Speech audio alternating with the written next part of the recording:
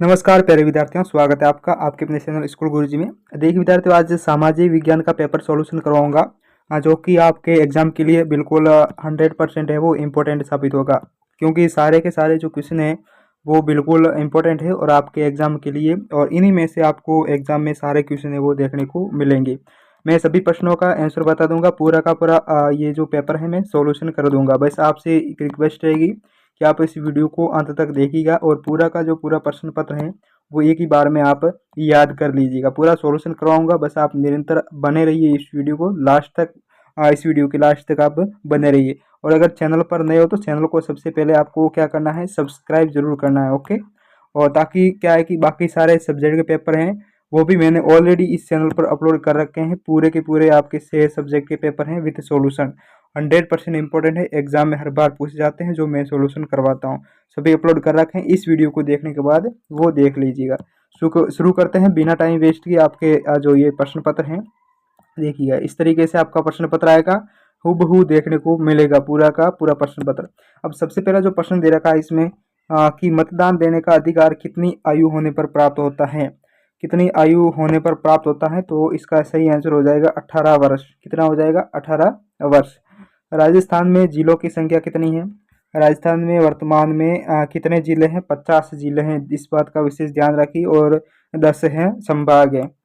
Okay, Buxar का युद्ध कब हुआ था? बक्सर का युद्ध है वो 1763 ईस्वी में हुआ। ये जो 63 नहीं 64, सॉरी, जो बक्सर का युद्ध है वो 1764 ईस्वी में हुआ था। निम्न में से धात्विक खनिज है, निम्न में से कौन सा है जो धात्विक खनिज है? तो इसका जो सही आंसर हो जाएगा लो अयस्क।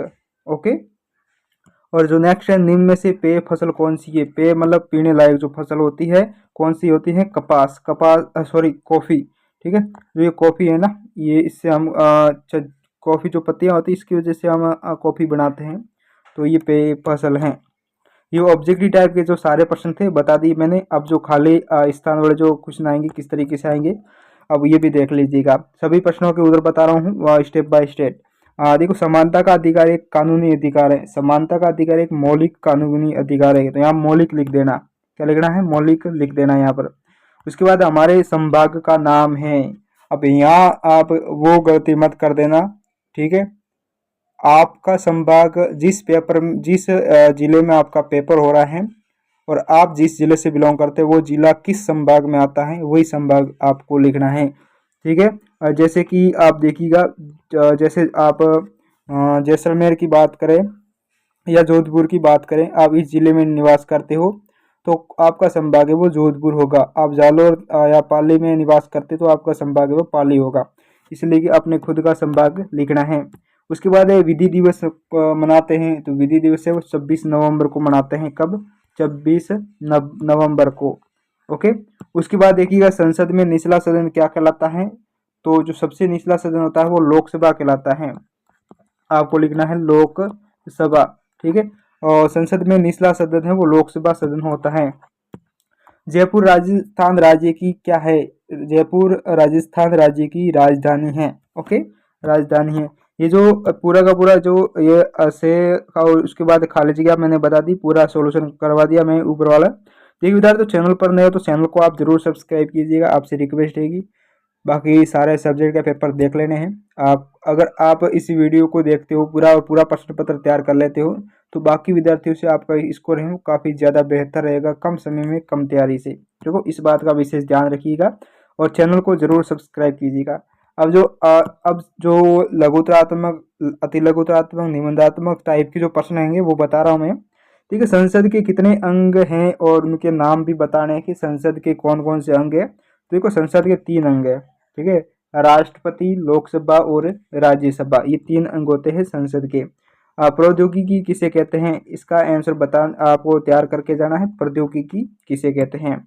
उसके बाद ब्रिटिश ईस्ट इंडिया कंपनी की स्थापना कब और क्यों हुई थी?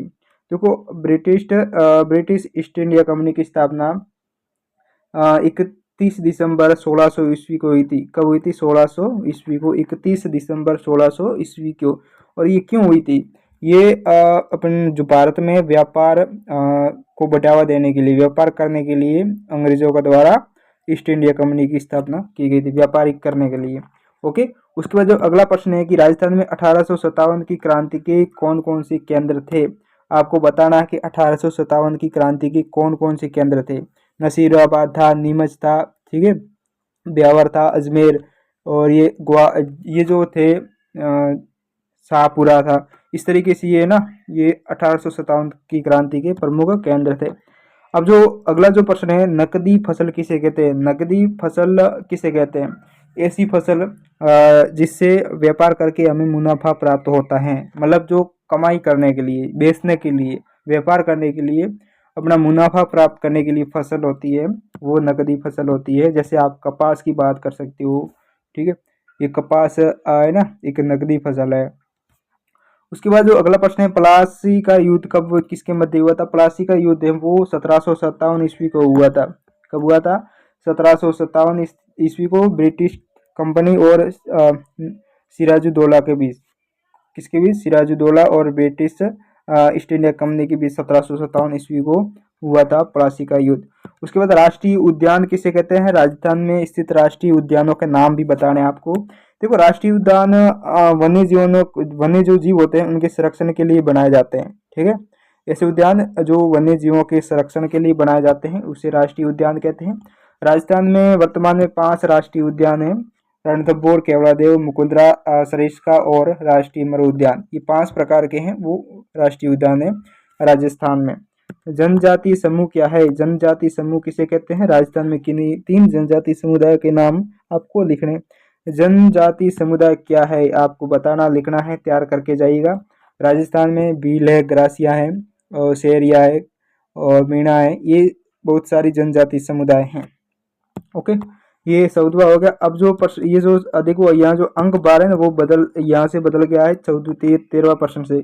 ये आपको थोड़े ज़्यादा शब्दों में लिखने पड़ेंगे आपको। ओके, लघुतात्मक प्रश्न है। इस तरीके से अब मैं जो भी आपको बता रहा हूँ प्रश्न, वो सभी बता देता हूँ। आंसर नहीं बता पाऊंगा, आपको ही तैयार करके जाना। अगर आप इतना भी नहीं कर सकते तो आपका पढ़ने का कोई औचित्य नहीं, ठीक है। आपको बाकी विद्यार्थियों से अगर बेहतरीन परिणाम प्राप्त करना है तो खुद से कुछ भी करना पड़ेगा। सब कुछ हमारे ऊपर निर्भर नहीं रहना चाहिए। ओके, तो आप पूरा प्रश्न पत्र है वो तैयार कर जाइएगा। जिसका आंसर मैंने नहीं बताया ना, वो आप जरूर तैयार कीजिएगा अपनी तरफ से, ठीक है। चैनल को जरूर सब्सक्राइब कीजिएगा, बाकी सारे सब्जेक्ट के पेपर देख लीजिएगा।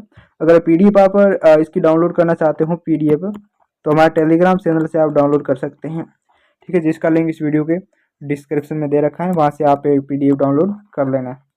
ओके, अब जो अगला है, संसाधन किसे कहते हैं और संसद की हमारे लिए क्या उपयोगिता है। कुटीर उद्योग, लघु उद्योग में अंतर स्पष्ट कीजिए। बिरसा मुंडा कौन थे, उनसे आप अपने जीवन में क्या प्रेरणा लेंगे। जल संरक्षण किसे कहते हैं, जल संरक्षण क्यों आवश्यक है।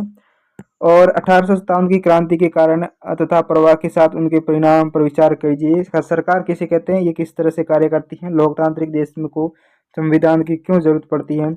और भारत के मानचित्र में निम्नलिखित स्थानों को अंकित कीजिए। भारत का अलग से एक मानचित्र दिया जाएगा, उसमें अंडमान निकोबार दर्शाना है, दिल्ली, हिंद महासागर, जयपुर, मुंबई। तो एक आपको भारत का और राजस्थान का, वर्ल्ड का एक मैप जरूर तैयार कीजिएगा, जिसमें आप अपनी प्रैक्टिस कर सकते हैं। ओके, ये तो सामाजिक विज्ञान का पेपर था। बाकी सब्जेक्ट के पेपर भी मैंने अपलोड कर रखे हैं विद सॉल्यूशन, वो भी देख लीजिएगा। तो उम्मीद करता हूँ कि आपने इस वीडियो को लास्ट तक देखा होगा। नए हो चैनल पर तो चैनल को जरूर सब्सक्राइब कीजिएगा। मिलते हैं अगले वीडियो में, और तब तक आप बने रहिए हमारे चैनल पर।